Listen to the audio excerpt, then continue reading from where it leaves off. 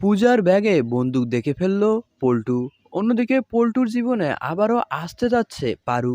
Hello guys, কি অবস্থা সবার? আশা করি প্রত্যেকে আপনারা অনেক ভালো আছেন। নিয়ে আসলাম ছোট বউ নাটকের আগামী পর্বে ধামাকাদার আপডেট।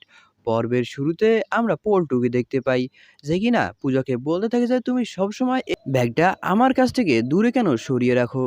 কথা শুনলে পূজা বলতে থাকে যে আমি আজকে আমার এই ব্যাগের সকল রহস্য তোমার সামনে উন্মোচন করেই দিচ্ছি। তাহলে তুমি কথা দাও, এই কথা তুমি অন্য কাউকে আর জানাতে পারবে না। এই কথা বলে পূজা পল্টুকে সোফাতে বসতে বলে।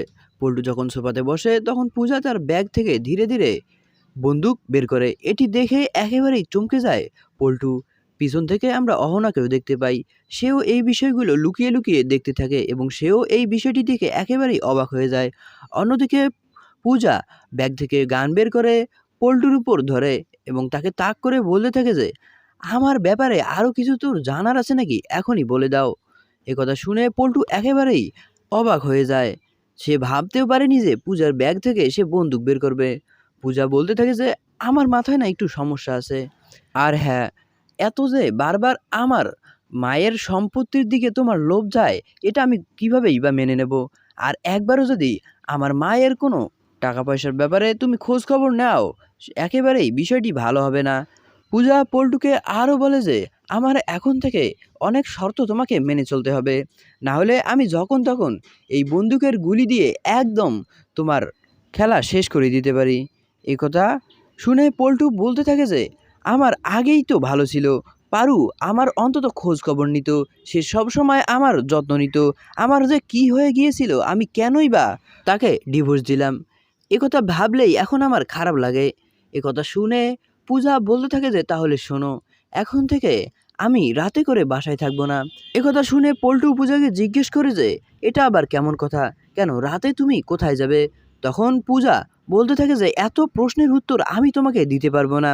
আমি রাতে করে আমার মায়ের বাড়িতে গিয়ে থাকবো, আর সেই সময়টা তুমি পারুকে তোমার ঘরে এনে রাখবে, না হলে আমার এই বন্দুকের গুলি তোমার মাথার খুলি একদম উড়িয়ে দেবে।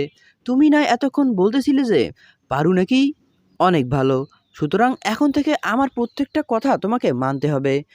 এর পরের দৃশ্যে আমরা দেখতে পাই যে একটা গ্লাস রাগ করে ভেঙে ফেলেছে পূজা, সেটি পরিষ্কার করতে থাকে পল্টু।